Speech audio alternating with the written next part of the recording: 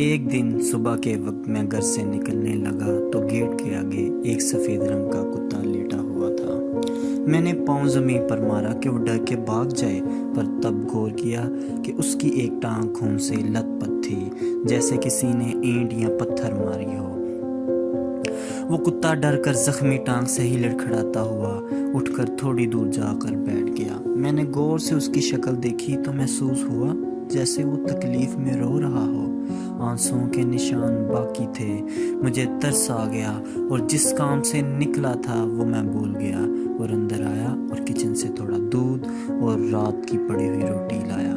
برتن میں دودھ ڈالا اور روٹی کے ٹکڑے کر کے اس دودھ میں ڈال کر کتے کے آگے رکھ دیے۔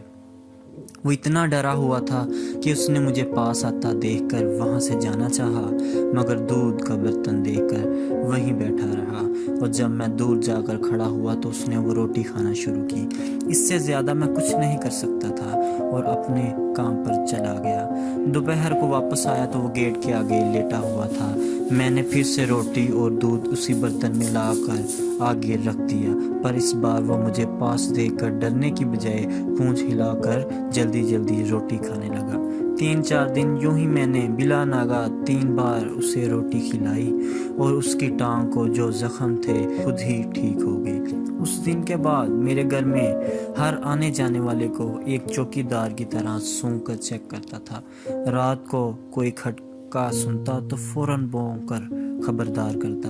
میرے بچے باہر نکلتے تو پوری کالونی میں جہاں بھی وہ جاتے ان کے پیچھے پیچھے جاتا۔ مجھے دور سے آتے دیکھ کر بھاگ کر میری طرف آتا جیسے مجھ سے اداس ہو گیا ہو۔ گرمیوں کی دوپہر تھی، میں سو رہا تھا کہ اچانک کتے نے بہت عجیب طریقے سے بھونکنا شروع کر دیا۔ آج تک وہ ایسے کبھی بھونکا نہیں تھا۔ یوں محسوس ہو رہا تھا جیسے وہ کسی کو کاٹنے لگا ہے۔ میں اٹھ کر باہر کی طرف دوڑا تو دیکھا کتے نے ایک فقیر کی ٹانگ پکڑی ہوئی تھی اور وہ کراہ رہا تھا۔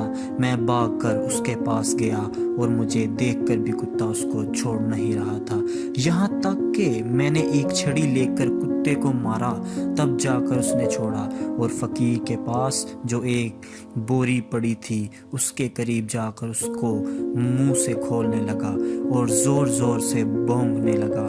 مجھے شک گزرا کہ کہیں کوئی چیز چوری تو نہیں کر رہا جو کتے نے کاٹا اور ابھی بوری کھول رہا ہے۔ میں نے آگے بڑھ کر بوری کھولی تو اس میں میرا 3 سال کا چھوٹا بیٹا بے ہوش پڑا ہوا تھا۔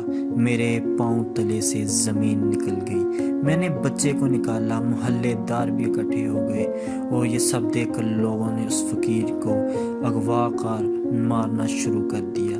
مکو اسپتال۔ میں منّے کو اسپتال لے آیا جہاں ڈاکٹروں نے اسے ہوش دلایا۔ محلے داروں نے پولیس کو فون کر کے مجرم کو پکڑوایا اور اغوا کار کو جیل بھجوا دیا۔ اس دن میں ڈر گیا کہ پہلے دن اس کتے کو زخمی دیکھ کر میں اسے الٹا بھگا دیتا تو آج میرے بچے کو کون بچاتا۔ آپ سے یہ کہانی شیئر کرنے کا مقصد صرف اتنا سا ہے کہ نیکی ایک کتے پر بھی کی جائے تو وہ بھی آپ کی جان اور مال کی پہرے دار بن سکتا ہے۔ تو کتے سے لاکھ درجے بہتر، یعنی انسان اشرف المخلوقات سے نیکی کرو تو وہ کتے سے بھی کم عزت کیوں دیتا ہے؟ ہمیں خود پر غور کرنا ہوگا۔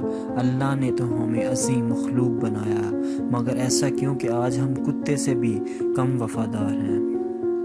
انسان انسانیت سے ہے۔